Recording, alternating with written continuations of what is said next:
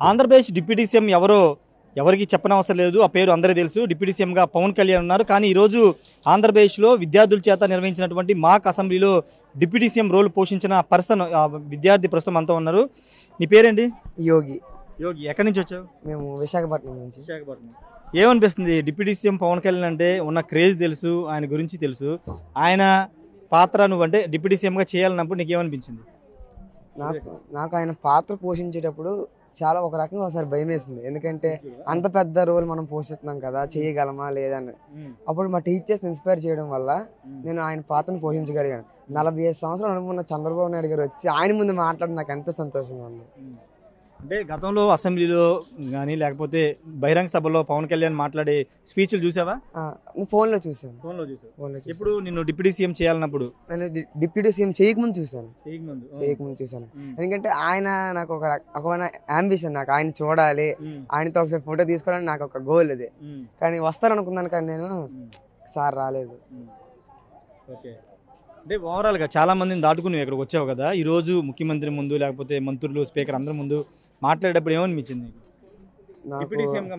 Deputy సీఎంగా మాట్లాడినందుకు అంటే చాలా గర్వం వేసింది. అంటే ఇంత కాంపిటీషన్లోని ఇంతమందిలో నియోజకవర్గం మేము వచ్చి మాట్లాడడానికి అంటే చాలా గర్వంగా అనిపించింది. ఎంతమందిలో మేము వచ్చి మాట్లాడడానికి. కాబట్టి మాకు చాలా గర్వం వేసింది. మేము మాట్లాడేటప్పుడల్లా మాకు చాలా గర్వంగా అనిపించింది. ఇప్పుడు ఈ అసెంబ్లీ అయిపోయింది. అసెంబ్లీ అంటే నీకు అవగాహన వచ్చినప్పుడు చేసిన తర్వాత అసెంబ్లీ మీద పూర్తి అవగాహన మాకు మొత్తం కార్యక్రమం జరగడం వల్ల మాకు మొత్తం తెలిసింది. అసెంబ్లీ అంటే ఏంటో, ఎలా స్పీకర్ ఎవరు, ఎమ్మెల్యే ఎలా, మినిస్టర్ ఎలా ఉంటారో, ఎలా ప్రతిపక్షానికి మనకి ఎలాంటి కమ్యూనికేషన్ ఉంటుంది, మొత్తం అంతా తెలిసింది మాకు.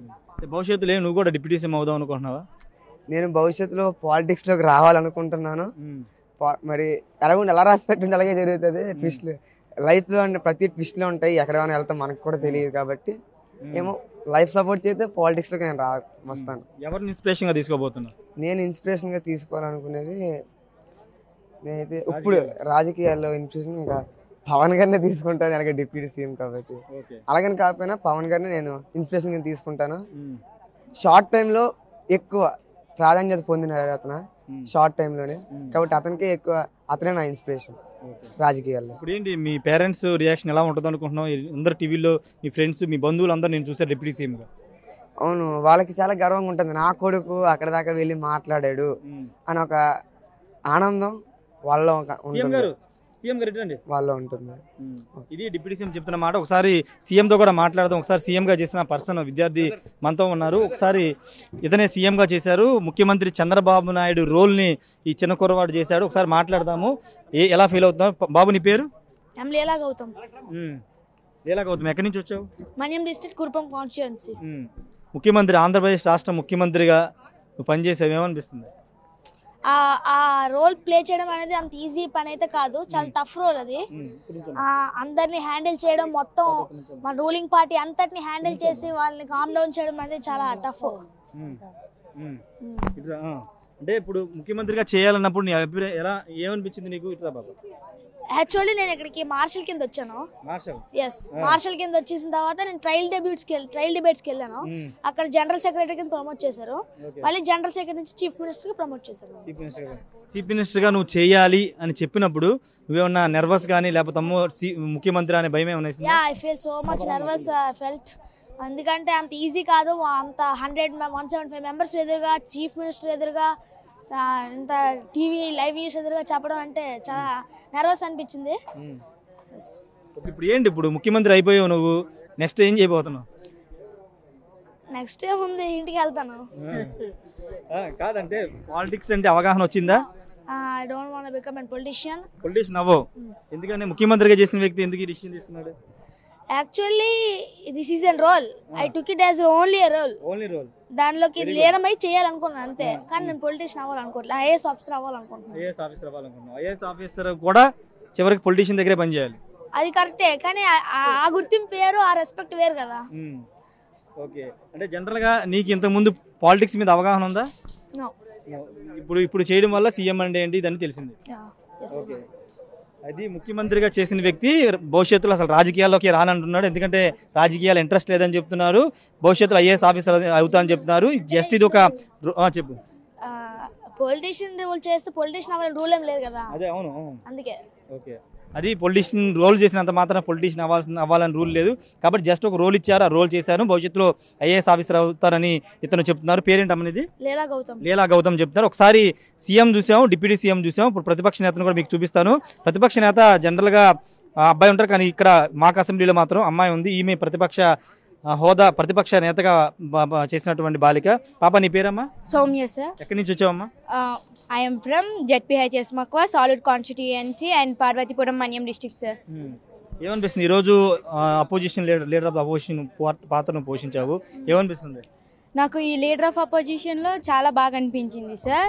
అందరి ముందు మాట్లాడటం కానీ మొత్తం బాగుంది సార్. నేను కూడా ఈ అసెంబ్లీ చూసిన తర్వాత నేను కూడా పాలిటిక్స్లోకి రావాలనుకుంటున్నాను సార్. పాలిటిక్స్లోకి రావాలనుకుంటున్నాను సార్. పాలిటిక్స్లోకి వచ్చి ఇక్కడ మన స్టేట్లో చూసుకున్నట్టయితే మొత్తం అన్ఎంప్లాయ్మెంట్ ఉంది సార్. దాన్ని నేను ఎంప్లాయ్మెంట్ క్రియేట్ చేద్దాం అనుకుంటాను సార్.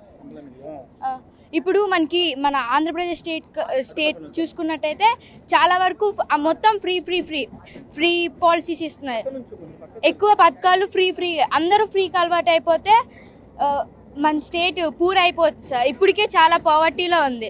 ఆ ఫ్రీ పథకాలని ఆపేసి ఎంప్లాయ్మెంట్ ఇంకా బాగా ఎంప్లాయ్మెంట్ చేస్తారని ఎక్కువ మందికి చదువుతున్నారు కానీ వాళ్ళకి జాబ్స్ ఉండట్లేదు. వాటి మీద ఇంకా ఎక్కువ ఇన్వెస్ట్మెంట్స్ పెట్టేసి వాళ్ళకి జాబులు కల్పిస్తారని కోరుకుంటున్నాను సార్. ఇప్పుడు మన సీఎం చూసుకున్నట్టయితే అలాగే చేస్తున్నారు. నాకు అందుకే ఇప్పుడు ఈ పార్టీ అన్న చాలా రెస్పెక్ట్ సార్. నేను కూడా వాళ్ళకి పెద్ద ఫ్యాన్. విషయం చెప్తాను, 2019లో అమ్మఒడి కానీ ఇవన్నీ పథకాలను లాంచ్ చేసింది ఇప్పుడు ప్రతిపక్ష నేత కన్నా జగన్. నువ్వు ఆ రోల్ పోషించి అసలు ఫ్రీ పథకాలు వద్దంటున్నావు అంటే నేను ప్రజల సమస్యలు తెలుసుకొని మాట్లాడతాను సార్. ఎప్పుడు ఒకటి కాదు సార్. ఇప్పుడు మనం చూసుకున్నట్టయితే ఇప్పుడు మీరే ఉన్నారు, ఈరోజు ఇక్కడ న్యూస్కి వచ్చారు, రేపు మీ ఇంటి దగ్గర కూర్చుంటారు. అది అలాగవుతుంది సార్. మనం ప్రజల్ని సమస్యలు తెలుసుకొని ఆ సమస్యల్ని మనం తీర్చేటట్టు ఉండాలి. ఆ మొత్తం ఫ్రీ కన్వర్ట్ చేసి ఇస్తే మరి వాళ్ళు ఎందుకు సార్ జాబ్ చేయాలి? ఎందుకు జాబ్ చేయాలి? క్వశ్చన్ చేస్తున్నా ప్రతిపక్ష నేతగా. మీ సమాధానం చెప్పండి. నేను కాదు, ప్రజలను అడుగుతున్నాను. ఎందుకు అసలు జాబ్ చేయాలి? అన్నీ ఇచ్చేస్తారు కదా మంత్లీ ఇంటికి ఎలా చూసుకున్నా ప్రతి ఒక్కరికి ఒక 20,000 అయినా వస్తుంది. పెన్షన్ అంటారు, కొన్ని పెన్షన్లు వాళ్ళు వృద్ధు కాబట్టి ముసలి కాబట్టి వాళ్ళకి ఇవ్వచ్చు, హ్యాండిక్యాప్డ్కి కూడా ఇవ్వచ్చు. ఇప్పుడు తల్లికి వందనం ఇవన్నీ ఎందుకు సార్? ప్రతిపక్ష నేతగా నీకు ఇవన్నీ నచ్చట్లేదు? నాకు ఫ్రీ నచ్చలేదు. ఇవ్వచ్చు కానీ టాలెంట్ మెరిట్ అవి కూడా చూసుకొని ఇస్తే బాగుంటుంది. సరే, ఇప్పుడు ఓవరాల్గా నీకు ఈరోజు ఎక్స్పీరియన్స్ ఏమనిపిస్తుంది? అసెంబ్లీలో ముఖ్యమంత్రి గారి ముందు, నిజమైన ముఖ్యమంత్రి గారి ముందు, నిజమైన మంత్రుల ముందు, నిజమైన స్పీకర్ ముందుకు నుంచి మాట్లాడేమనిపిస్తుంది? నాకు చాలా బాగా అనిపించింది సార్. నాకు ముందైతే చాలా భయంగా అనిపించింది కానీ తర్వాత అసెంబ్లీకి అలవాటు అయిపోయాను. తర్వాత నేను కూడా ఫ్యూచర్లో అసెంబ్లీలోకి రావాలనుకుంటున్నాను సార్. ఓకే, ఫ్యూచర్లో పొలిటీషియన్ అవుతా గ్యారంటీ? Yes sir. ఇప్పుడు నుంచి ఇంకా ప్రిపేర్ అయిపోతావా? ఇప్పటి నుంచి కాదు సార్, నేను కూడా కొంచెం సెటిల్ అయ్యి నేను కూడా నా పీపుల్కి కొంచెం ఖర్చు పెట్టాలి కదా, అది సంపాదించుకొని నెక్స్ట్ పాలిటిక్స్లోకి వస్తాను. కానీ ముందు చదువు మీద కాన్సన్ట్రేట్ చేయి, బాగా చదువుకున్న తర్వాత నీ ఎయిమ్ని అచీవ్ చేద్దు. ఎస్ సార్, నేను కూడా అదే చెప్తున్నాను. Okay, thank you. ఇది ప్రతిపక్ష నేత మాత్రం చాలా సూటి ప్రశ్నలు సంధిస్తుంది. ఉచితాలు అనేవి ఇవ్వకూడదు, ఉచితాలు ఇవ్వడం వల్ల ప్రజలు సోమరిపోతులు అవుతారని చాలామంది చాలా రకాలుగా చెప్తున్నారు. కానీ ఈరోజు మాక్ అసెంబ్లీలో ప్రతిపక్ష నేత పాత్ర పోషించిన ఈ అమ్మాయి మాట్లాడడం మాత్రం కొంత ఆసక్తిగానే ఉంది. ఖచ్చితంగా భవిష్యత్తులో పొలిటీషియన్ అవుతారని చెప్తున్నారు. తన ప్రజలకి సేవ చేస్తారని ప్రతిపక్ష నేతకు ఉన్నటువంటి మీ పాప నీ పేరు? సౌమ్య. సౌమ్య అయితే చెప్తుంది. కెమెరా పర్సన్ సుబ్బుతో రాయేష్, బిగ్ టీవీ, అమరావతి నుండి.